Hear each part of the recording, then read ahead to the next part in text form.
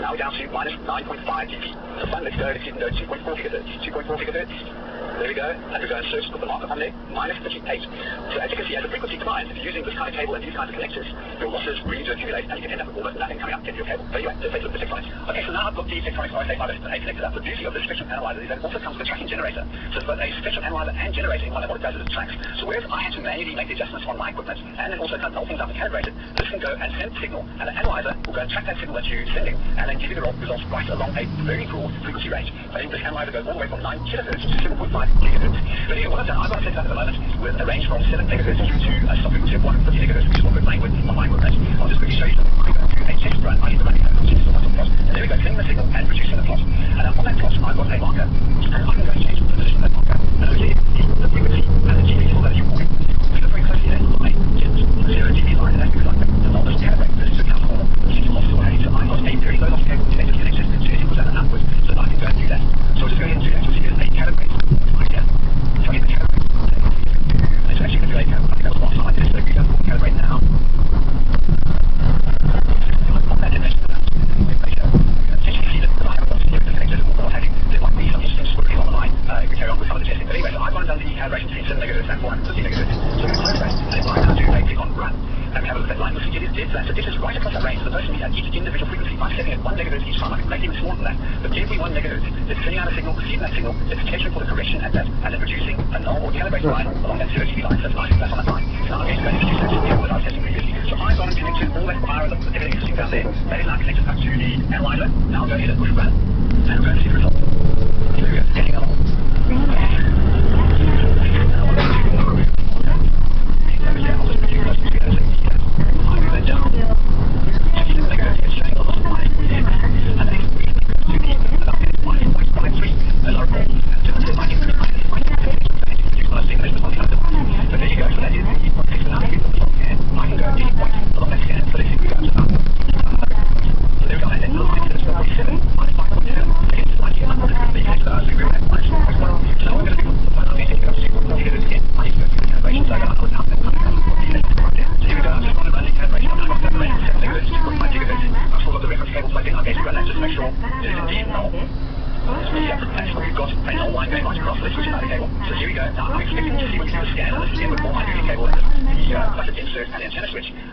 Something interesting might actually happen on the scan.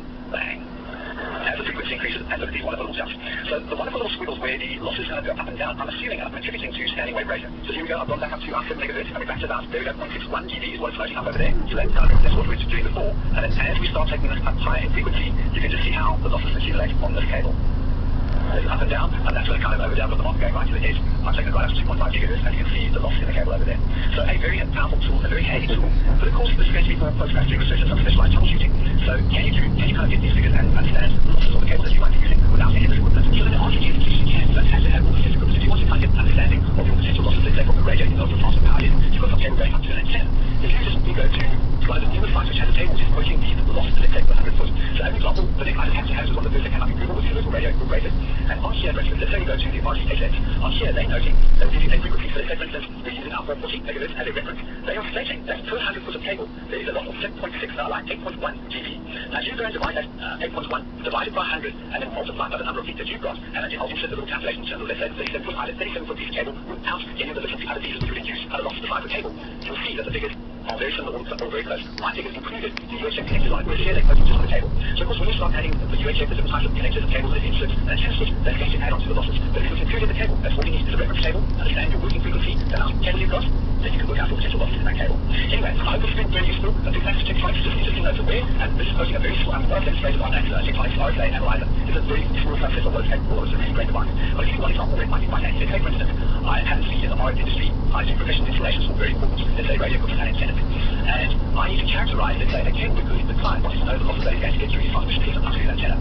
Now, what you could do with this, let's say that at the time, the client may say, I'm going to be transmitting at 990 megahertz. So you go about a single scan, understand the losses, and you give that to him, and that's what you set up. Now, what you could do, if you can actively actually go into a full scan, perform that those frequencies right up to like 7 gigahertz, 7.5 gigahertz, to save that scan with a piece of cable as a reference. You may come back to 2 gigahertz, I'm saying, you know what, I need to now transmit 2.5 gigahertz, 2.4 gigahertz. So you tell me what my losses are going to be. You're not going to go back to that. You have a really good idea of the one that you've got and save. So here we go, and on this point at that frequency, those losses you get to be your losses. So a very powerful tool, and it's nice to come home to it. There you go. You take anything on this video, give it a thumbs up, I'll catch you on the other way. Cheers.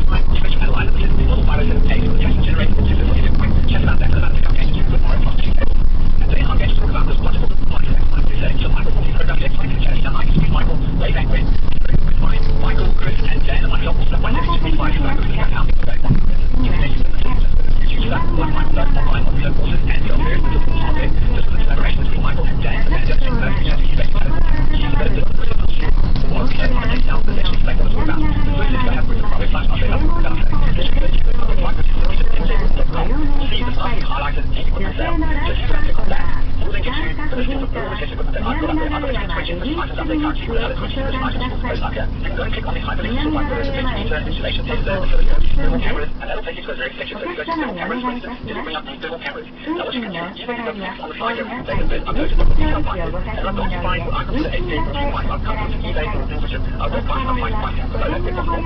So there's an auction start price over here, bid price. You get up to a seller, the best of the deal together, is that you get free shipping. If you contact me via Open Line email, then there'll be a shipping fee. And you can also say don't give this much time. They'll send you some challenges for shipping to other parts of the world. So at the time being, these auctions and sales are US-based, but you can literally go and scroll down and have a look at all the equipment, the description, the photograph. And if you're interested in anything, then certainly either by Twitter or by email. And I said, without a couple of weeks' time, I'm going to start this items on eBay, because you're going to be far bigger market there than is on my website. If you want to use it, on my website, then certainly come have a look at the section on my website. Now, while we're here, I'll just show you before we jump to the check it out, the Gizmo Shield. You'll see there is a link on my website. If you are interested, after you have a look at this video and find out more about the Gizmo Shield, I've got a link to Michael's site, so you can go and click on this, it'll take you to his site, you can go and purchase the Gizmo Shield, or once you go, already got video courses as well. One of the things we're talking about is what 6 months next week, it's been this RSA virus and a real-time spectrum analyzer. Now, this is certainly a very serious and expensive piece of equipment. There aren't many people who actually rush out to buy a piece of equipment like this, but